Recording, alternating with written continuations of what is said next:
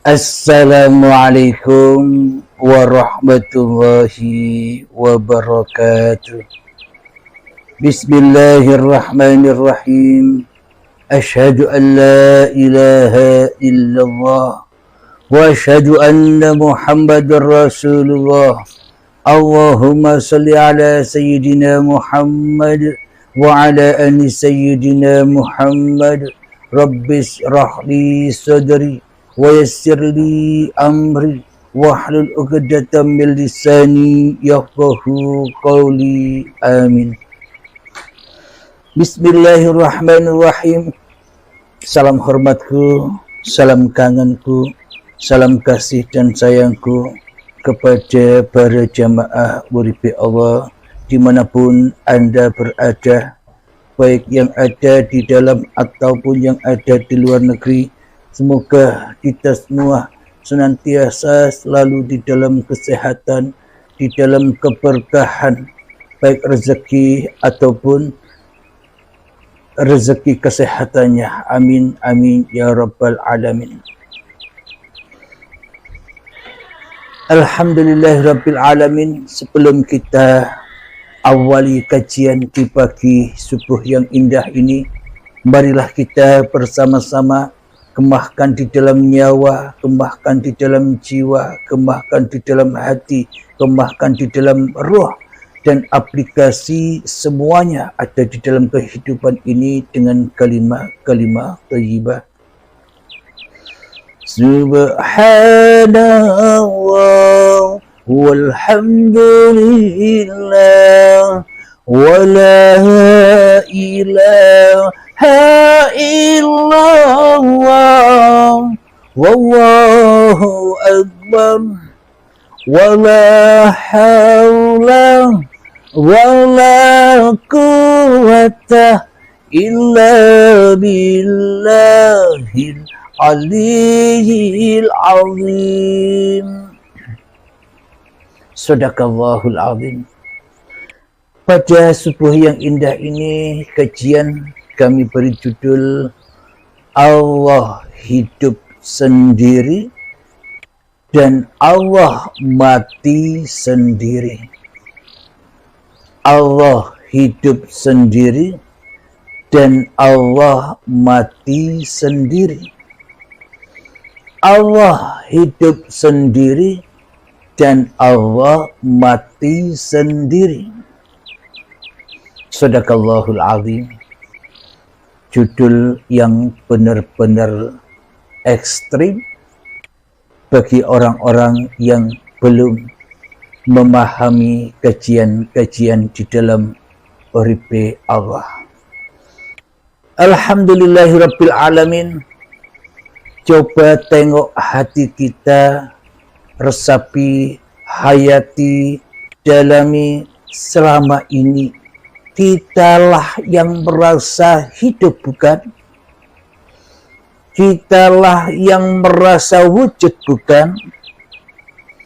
Kitalah yang merasa berkuasa, bukan? Kitalah yang merasa bisa berapa-apa, bukan? Dan kitalah yang merasa bisa ngaku-ngaku sebagai siapa-siapa, bukan? Berarti yang wujud, yang hidup, yang berkuasa, dan yang bisa berperan kepada kita sendiri selama ini siapakah? Tentunya diri kita sendiri, bukan? Mana Allah sebagai Tuhan yang menciptakan kita kedudukannya? Mana Allah sebagai pembuat diri kita kewujudannya? Mana Allah sebagai pencipta kita perannya di dalam tiap-tiap diri manusia? Bila Tuhannya saja gaib, bila Tuhannya saja mati, bila Tuhannya saja tak ada, bila Tuhannya saja tak hadir walaupun sebitir darah di dalam hati kita selama ini. Seolah-olah memang Allah itu Tuhan, seolah-olah bayangan kita saja. Akan tetapi selama ini kita telah murtad, kita telah syirik, kita telah menghina dina dan kita telah membunuh Tuhan dengan senjata hawa nafsu kita sendiri selama ini tanpa kita sadari. Berarti kita selama ini merasa hidup sendiri, bukan? Berarti kita selama ini merasa punya badan sendiri, bukan? Sehingga kita merasa jadi Tuhannya diri. Sehingga kita menjadi Tuhannya hidup dan badan ini, dan kita menjadi Tuhannya apapun yang kita lakukan selama ini. Alhamdulillahirabbil alamin, sudah bisa dipahami, sudah bisa dihayati, sudah bisa ditafakuri mengenai judul Allah hidup sendiri dan Allah mati sendiri. Lalu bagaimana mungkin Allah dikatakan wujud bagi kita? Lalu bagaimana mungkin Allah dikatakan hidup bagi kita? Lalu bagaimana mungkin Allah dikatakan berkuasa bagi kita? Lalu bagaimana mungkin Allah disebut pencipta, pembuat, penggerak diri kita? Sementara selama ini kita yang jadi Tuhannya, kita yang merasa hidup, kita yang merasa hadir, kita yang merasa ada di dunia ini tanpa Tuhan.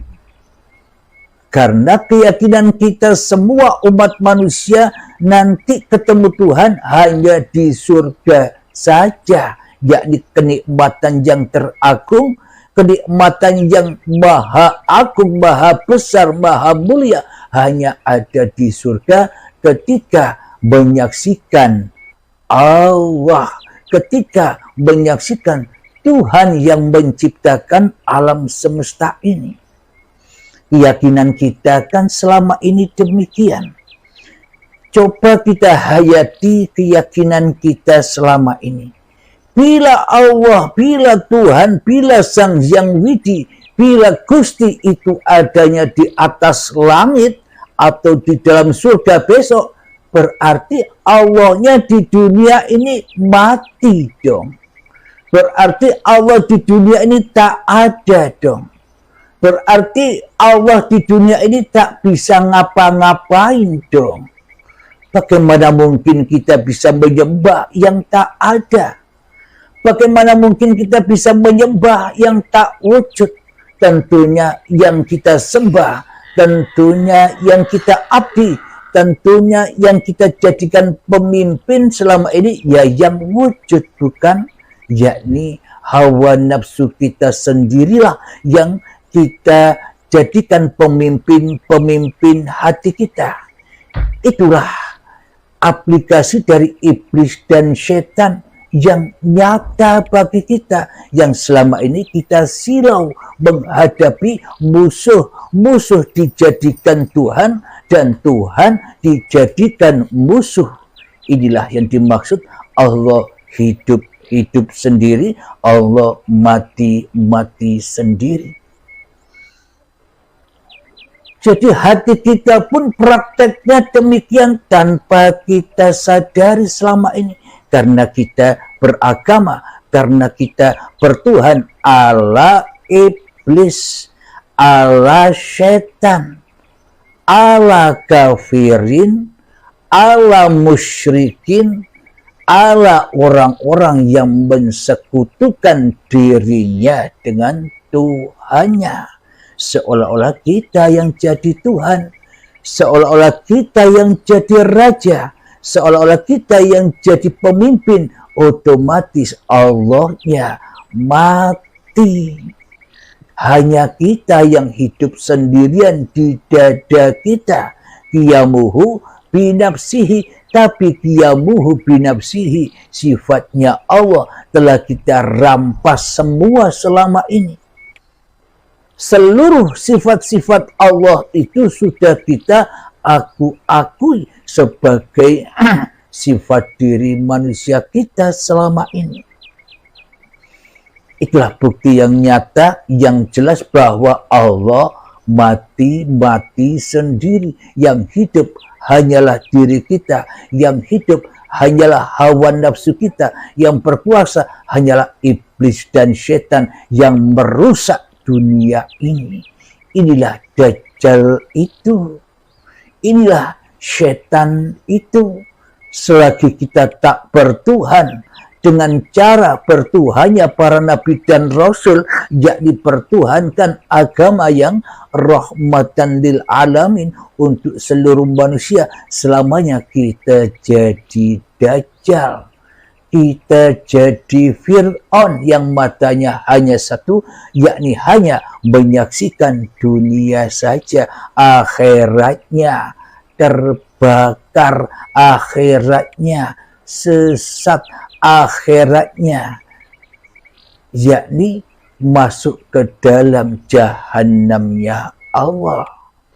Ending dari apa yang kita perbuat selama ini jahannam, bukan surga, bukan ketenangan, bukan lillah, akan tetapi ending seluruh perjalanan kita di dalam kehidupan ini, mulai akil balik tiba hingga setua ini, endingnya seluruhnya kepada neraka, kepada Dajjal. Setor ibadahnya, setor kehidupannya, setor apa yang dilakukannya kepada Dajjal, kepada hawa nafsunya, kepada iblis dan setannya, maka terbakarlah, maka dimakanlah apapun yang dimilikinya.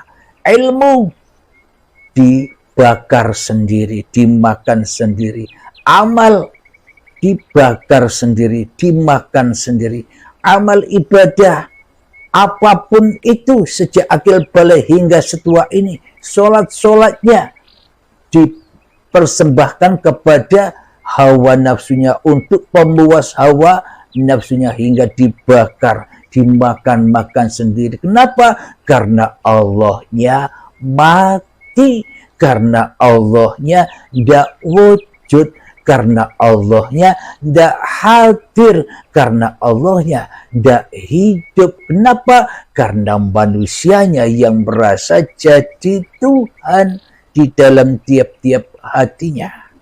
Inilah bukti yang sangat amat nyata. Allah hidup-hidup sendiri, Allah mati-mati sendiri. Kita dulu merasa hidup-hidup sendiri dan mati-mati sendiri. Untuk memperdalam kajian ini, marilah kita latih dulu hati kita, jiwa kita, nyawa kita, roh kita, kehidupan kita, kita hening-heningkan, kita hancur-hancurkan, kita mati-matikan, maknanya kita persembahkan lagi semua apapun yang bukan milik kita. Walaupun sebiji darah, tak ada setitik pun apa yang kita miliki, melainkan semuanya persembahkan kembali kepada Al-Haq, yakni uripe Allah. Mengheningkan cipta, mulai, silahkan. Bismillahirrahmanirrahim.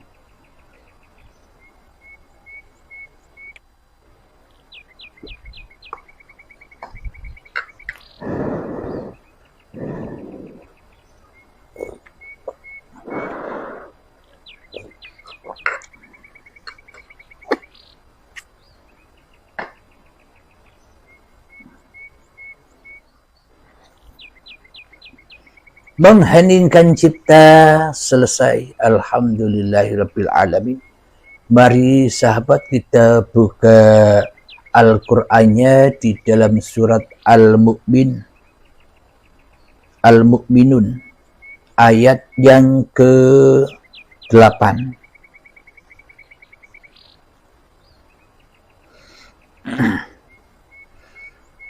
Mari kita baca. A'udzu billahi minasy syaithanir rajim. Bismillahirrahmanirrahim. walladzina hum li amanatihim wa ahdihim ra'un, yang artinya dan sungguh beruntung orang yang memelihara amanah-amanah dan janjinya. Jadi siapakah orang-orang yang beruntung itu?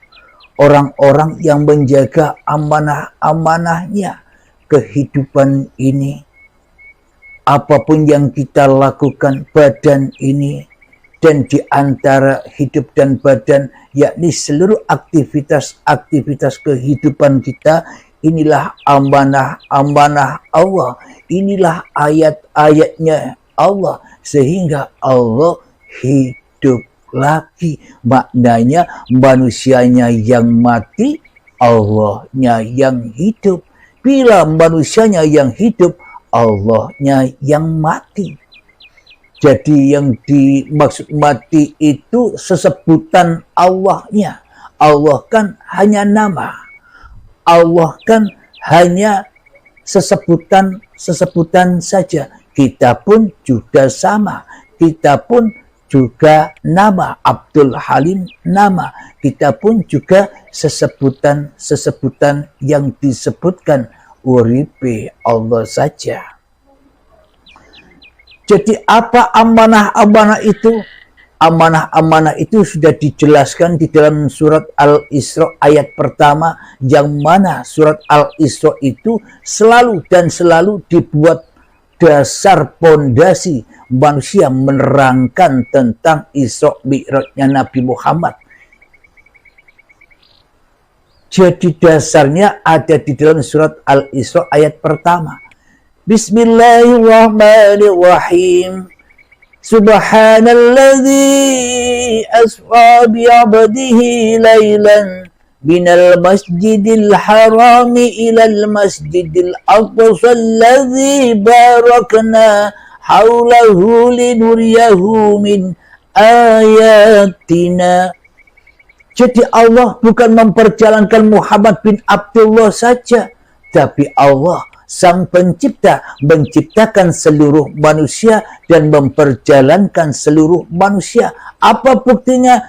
Subhanalladzi asra bi'abdihi. Nah, dengan hamba-hambanya.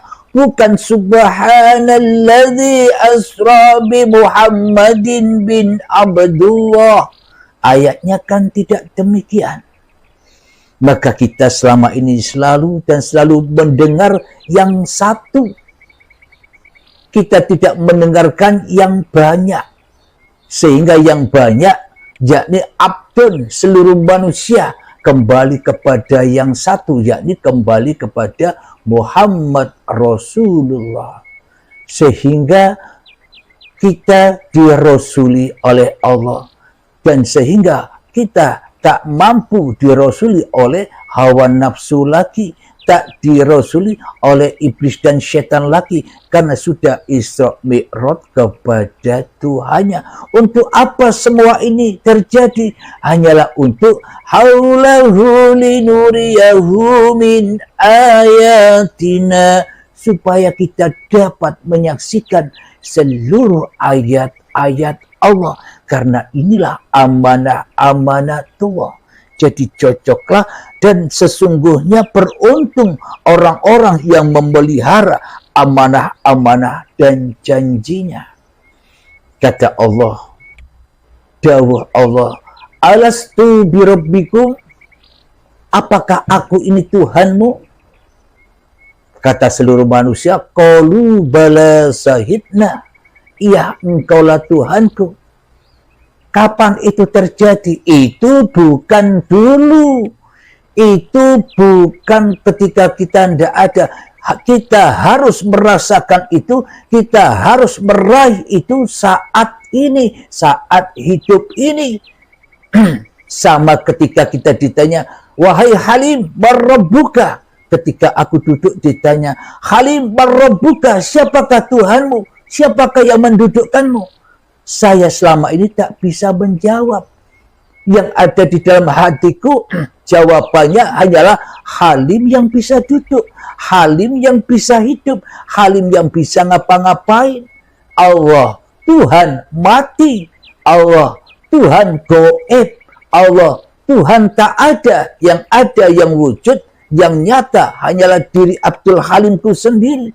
Inilah kita selama ini, kita tidak amanah kepada amanah-amanah yang kita emban. Kita tidak amanah kepada ayat-ayatnya Allah. Kenapa? Karena kita yang jadi Allah selama ini, karena kita yang jadi Tuhan selama ini tanpa kita sadari. Itulah kesyirikan yang nyata, itulah kesyirikan yang akbar, itulah kesyirikan yang tak bisa diampuni oleh Allah. Kenapa? Kita milih sendiri kita yang jadi Tuhan. Bagaimana mungkin Allah mengampuni kita sementara di dalam hati kita kekeh, hanya kita yang wujud, Allahnya goib. Bagaimana mungkin Allah bisa mengampuni kita sementara kita tak mentuhankan Allah? Bagaimana mungkin kita dapat ampunan dan surga Allah sementara kita, keyakinan kita, iman kita hanya kepada hawa nafsu, iblis dan setan serta dajjal laknatullah. Kita rela ridho masuk surganya dajjal, yakni kesibukan-kesibukan, yakni kita dipanas-panasi selalu oleh kepentingan, oleh urusan-urusan dunia saja. Silakan dilogikakan sendiri dalam tiap-tiap hati kita, termasuk saya sendiri. Saya juga belajar sama dengan Anda sekalian, belajar kepada paparan-paparan uripe Allah. Anda tidak tahu, setelah ngaji begini, saya dengarkan sendiri apa yang dikaji. Kenapa? Karena ketika mengaji, saya tidak menyadari apa yang saya sampaikan. Jadi saya dengar-dengar sendiri, sama seperti Anda, sama menjadi pendengar uripe Allah. Maka itulah buktinya, bagaimana mungkin kita dapat ampunan dari Allah, kita dapat husnul khotimah dari Allah, sementara hati kita kekeh, masih merasa diri kita yang wujud, masih merasa diri kita yang hidup, masih merasa diri kita yang bisa ngapa-ngapain, masih kita akui sholat ini sholatku, masih kita akui ibadah ini ibadahku, masih kita akui hidup ini hidupku, masih kita akui kekayaan ini kekayaanku, masih kita akui kepintaran ini kepintaranku, masih kita akui kecerdasan ini kecerdasanku, masih kita akui ilmu dan amal apapun yang ada di dalam hati kita masih mengaku-ngakuinya. Allah kita matikan, kita yang merasa kita yang menghidupkan diri kita. Bagaimana mungkin kita dapat ampunan Allah bila kita tak kembali kepada Allah dulu baru mendapat ampunan? Bali dhisik maka diampuni. Bila manusia tak kembali rojiun kepada Allah, mana mungkin dapat ampunan Allah? Coba Anda logikakan, coba kita hayati bersama. Jadi ampunan itu ada ketika kita sudah pulang kampung, kembali kepada Allah, maka pintu taubat terbuka. Bila kita tidak datang kembali kepada Allah, kita hanya mohon ampun, astagfirullahaladzim, astagfirullahaladzim. Selamanya miliaran tahun, miliaran yang kita baca, semuanya takkan pernah bisa membuat kita kembali dan mendapatkan ampunan Allah. Maka itu semua hanya tambah dan tambah menjauhkan diri kita dari Allah. Kenapa? Karena amanah-amanah Allah sudah kita akui, sudah kita rampas sebagai milik kita. Belum kita kembalikan kepada Tuhan, tapi kita makan sendiri. Kita lanjutkan di dalam surat Al-Mu'minun ayat yang ke-9. walladzina hum ala salatihim yuhafizun, serta orang-orang yang memelihara solatnya. Jadi pemahaman solat bagi orang-orang yang masih duduk dalam pahaman syariat solatnya ya solat 5 waktu itu, solat yang qobliyah ba'diyah itu, solat yang sunnah-sunnah tahajud duha itu. Akan tetapi tingkatkan lagi pemahaman tentang solat itu, yakni aqimis sholata li dzikri. Dirikan solat, bukan mengerjakan solat, dirikan solatmu untuk mengingat Allah, untuk mengingat aku. Maknanya bagaimana? Ketika kita solat, dirikan solat hatimu. Jangan hanya mengerjakan saja, tapi hati kita selama ini melancong. Hati kita selama ini selingkuh dari Allah. Allahu Akbar. Kita yang membesarkan diri kita sendiri, kemudian kita dijemput iblis dan setan, disebut dajjal untuk diperlihatkan surga-surganya. Larilah hati ini kepada dunia. Akhirnya kita dikatakan mati sholatnya, yang tidak berguna. Maknanya aqimis sholata li dzikri, tegakkan di dalam hatimu dan di dalam setiap aktivitasmu, baik itu sholat, ibadah, belajar, dan sebagainya, mandi, tidur, berjalan, bekerja, semua tegakkanlah di dalam dadamu bahwa hidup inilah Allah yang menciptakanku, yang menciptakan badan ini, yang menggerakkan badan ini, yang bisa mensolatkan badan ini, yang bisa memperkerjakan badan ini, yang bisa memperjalankan, yang menguasai badan ini. Inilah yang dimaksud solat itu. Solat di dalam solat.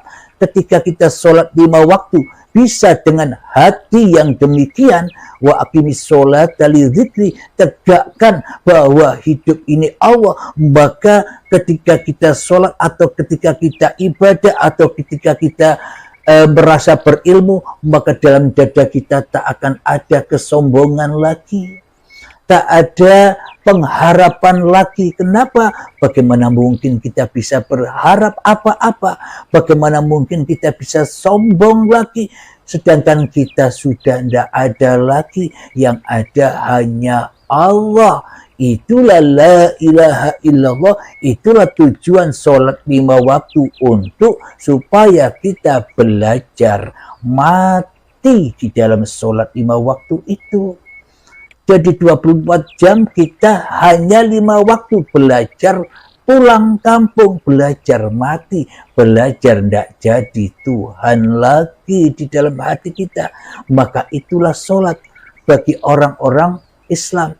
Bagi orang-orang agama lain, puji-pujian di dalam rumah-rumah ibadahnya, itulah tempat mi'rajnya, tempat kembali hati manusianya kepada Tuhannya, supaya manusianya mengembalikan semua amanah-amanah Tuhannya. Bila seluruh manusia mengenal Tuhannya, apapun perbedaan-perbedaan nama agamanya, apapun perbedaan-perbedaan syariat-syariat agamanya, bila sudah hatinya mengenal Tuhan yang seperti ini, inilah agama rahmatan lil alamin. Maka terrahmatilah seluruh manusia, maka damailah kehidupan manusia. Tak akan ada adu domba, tak akan ada perpecahan-perpecahan lagi. Inilah yang dimaksud datangnya Al-Mahdi, kedamaian setiap hati manusia yang sudah menyadari jati diri manusianya yang tak ada. Setiap diri manusia yang sudah menyadari jati diri manusianya yang tak hidup, yang tak wujud, yang tak bisa apa-apa, itulah yang dimaksud Al-Mahdi. Itulah Tuhanmu yang telah memberi petunjuk dan hidayah kembali kepada Tuhanmu yang menciptakan kamu. Itulah yang dimaksud Al-Mahdi yang ditunggu-tunggu saat akhir zaman itu. Jadi akhir zamannya manusia tidak sama, bro. Akhir zamannya manusia nafsi-nafsi. Jadi jangan bayang-bayangkan akhir zaman itu seperti yang di gambar-gambar, yang di video-video itu bersama-sama. Tidak, akhir zamannya sendiri-sendiri, tergantung Allah yang menghendaki masing-masing hambanya. Dikehendaki sekarang atau dikehendaki besok untuk baiat, untuk masuk kembali kepada agama Allah. Siapa? Agar diberi petunjuk Al-Mahdinya yang dibaiat itu, supaya bisa kembali ke jalan Allah. Apa isi baiatnya? Lepaskan semua hak-hak yang kau anggap itu hakmu. Padahal saya tak punya hak apa-apa di dalam dunia ini, di dalam kehidupan ini. Kenapa? Karena Allahnya yang sudah nyata, karena Allahnya yang sudah wujud, karena Allahnya yang sudah hidup. Maka matilah kekuasaan kehidupan manusianya di dalam hatinya. Inilah yang dimaksud Allah hidup-hidup sendiri, Allah mati-mati sendiri. Ketika dulu saat kita diberangkatkan dari tanah sampai menjadi bayi, itulah uripe Allah. Namun ketika saat datang detik-detik akil balik tiba, maka kita yang mati merasa hidup, maka otomatis Allahnya mati sendiri. Maknanya Allahnya ditiadakan oleh kita semua. Yang ada hanyalah diri kita sendiri. Tuhan-Tuhan yang disembah oleh manusia selama ini hanyalah formalitas-formalitas saja. Hanyalah menyembah masing-masing hawa nafsu manusianya saja. Mari kita lanjutkan ayatnya. Surat Al-Mu'minun yang ke-9. Ulaika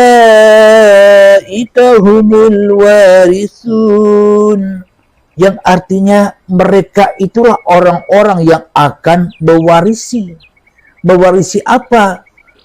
Al-Mahdi itu mewarisi apa? Al-Mahdi mewarisi sifat-sifat Tuhannya. Maknanya Al-Mahdi tidak merasa lagi dirinya yang hidup. Al-Mahdi tidak merasa lagi dirinya yang wujud. Al-Mahdi tidak merasa lagi dirinya yang berilmu. Al-Mahdi tidak merasa lagi dirinya yang berkuasa atas diri manusianya. Hanyalah Allah yang mewarisi itu semua. Maknanya warisan seluruh manusia.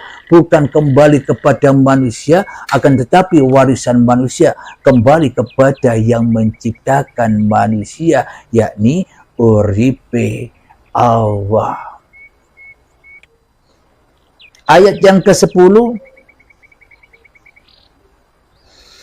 Alladzina yarithuna al-firdaus hum fiha khalidun. Apa yang kita warisi? Apa yang Al-Mahdi warisi dari Tuhannya? Yakni yang akan mewarisi surga Firdaus. Mereka kekal di dalamnya. Nah, itulah kebahagiaan. Itulah kedamaian ketika Al-Mahdi sudah datang di dalam hati kita untuk berperang melawan Dajjal, melawan iblis dan melawan setan. Tapi Al-Mahdinya ya harus dibaiat dulu. Bila belum dibaiat, ya belum menjadi Al-Mahdi, masih menjadi kafirin. Kenapa? Karena Allahnya mati, karena manusianya yang merasa hidup, manusianya jadi Allah. Tanpa baiat selamanya manusianya tetap jadi Tuhan terus di dalam kehidupannya. Kita lanjutkan ayat yang ke-11.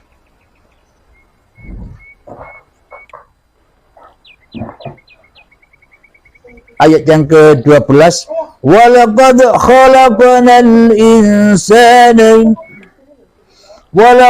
khalaqnal insana min sulalatin min tin.